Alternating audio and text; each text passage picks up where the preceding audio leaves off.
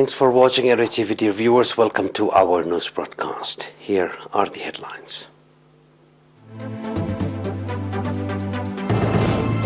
Eritrea participates at African, Caribbean and Pacific States Summit. Antigua residents gather harvests belonging to the disadvantaged. Philippines orders strengthened military presence after Chinese activities near islands.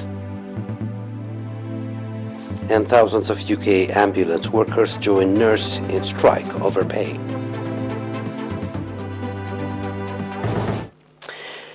In our domestic news, Eritrea participated at the 10th summit of the Organization of African, Caribbean and Pacific States that was held in Luanda, Angola from 6 to 9 December.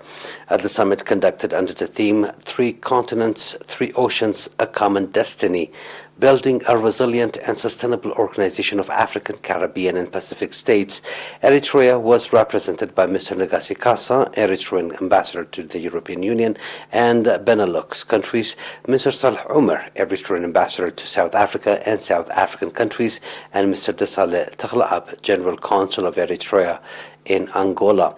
The summit, among other issues, discussed the challenges of climate change, economic diversification, as well as peace and security challenges. The summit also took notice of the report presented by the chairman of the Ministerial Council of the African Union and concise report of the meeting of youth, diaspora, and business forums, and adopted Luanda Declaration. In its declaration, the summit condemned the use of unilateral and coercive measures such as illegal sanctions against certain countries with a view to preventing the countries from exercising their right to determine their own political, economic and social system.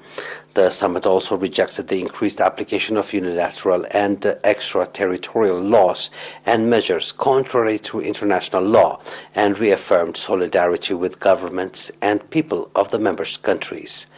The Organization of African, Caribbean and Pacific States, OACPS, formerly known as African, Caribbean and Pacific Countries, ACP, expanded its international relations that was limited only with the European Union.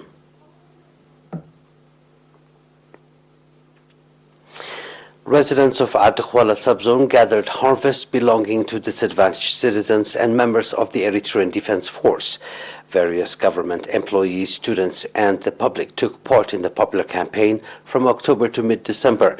Thus far, 687 hectares of harvest belonging to 3,671 disadvantaged families in 22 administrative areas was collected, according to Tesfai Abraham, managing director in the subzone.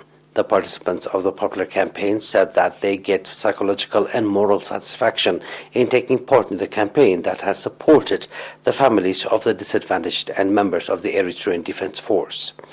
They further pledged to contribute and continue the popular campaign until every harvest of disadvantaged families is brought in.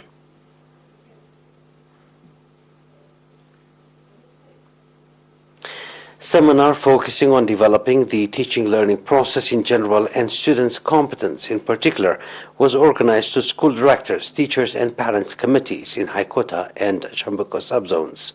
Mr. Abdul Qadir Abdullah, head of Education Office in Haikota subzone, indicated that the seminar that was conducted from 14 to 16 December focused on the importance of student-centered pedagogy, planning, as well as evaluation of students and peer education performance.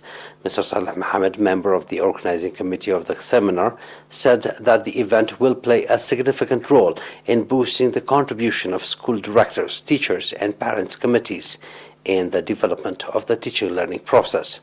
Likewise, indicating that the seminar that was conducted in Shambuko subzone from 17 to 19 December centered on modern modality of teaching and students' evaluation, Mr. Maharita Shemme, head of Education Office in the subzone, called on the participants to strengthen participation in the effort to develop the teaching-learning process.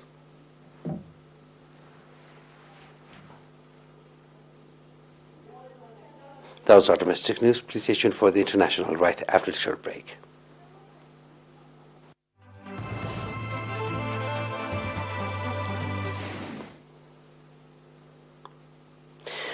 The Philippines Defense Ministry said today ordered the military to strengthen its presence in the South China Sea after monitoring Chinese activities in disputed waters close to a strategic Philippine-held island.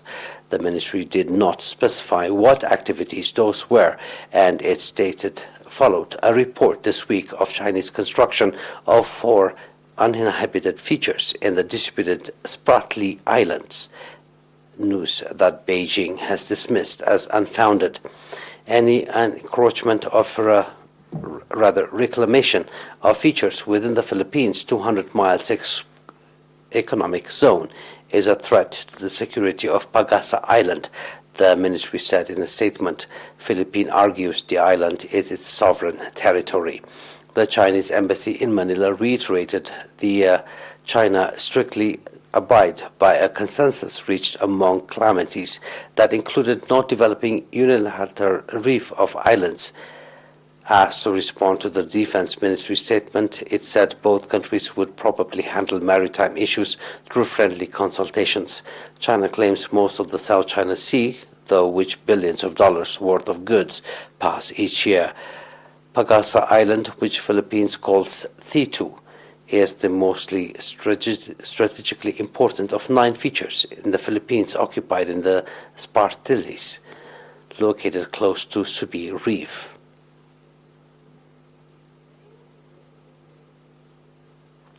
Thousands of ambulance workers across England, Wales and Northern Ireland have been on strike over pay a day after nurses walked out and as the army has been put on standby to help drive and direct emergency vehicles. NHS ambulance staff, including paramedics, call handlers and technicians across England, Wales and Northern Ireland, began one-day strike yesterday, expressing frustration over long shifts and waits to hand patients over to hospitals, as well as ongoing disputes over pay. The government has advised people not to play contact sport or take unnecessary car trips in order to reduce their risk of needing an ambulance. The strike would result in fewer ambulances on the road, which only the most urgent life-threatening cases, such as heart attacks, prioritized, officials have said. Prime Minister Rishi Sunak's Conservative administration, which has been in office for less than 2 months, argues that double-digit public sector raise would drive inflation even higher. So far, the government has even refused to discuss pay with NHS workers.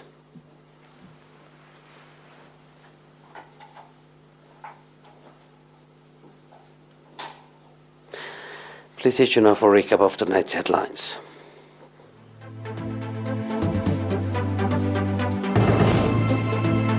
Eritrea participates at African, Caribbean and Pacific States Summit. Atakwala residents gather harvests belonging to the disadvantaged. Philippines orders strengthened military presence after Chinese activities near islands. And thousands of UK ambulance workers join nurses in strike over pay.